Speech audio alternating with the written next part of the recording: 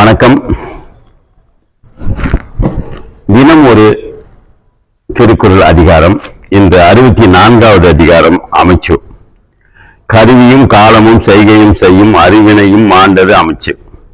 வன்கண் குடிக்காத்தல் கற்றறிதல் ஆழ்வினையோடு ஐம்பொருள் மாண்டது அமைச்சு. பீத்தலும் பேணி கொள்ளலும் பிரிந்தார் பொறுத்தலும் வல்லது அமைச்சு. தெரிதலும் தேர்ந்த செயலும் ஒருதலையா சொல்லலும் வல்லது அமைச்சு. அறனறிந்த ஆண்டமின்று சொல்லான் எஞ்ஞாண்டும் திறனறிந்தான் தேர்ச்சி துணை. மதிநுட்பம் நூலோடு உடையார்க்கு அதிநுட்பம் யாவுல முன்னிற்பவை.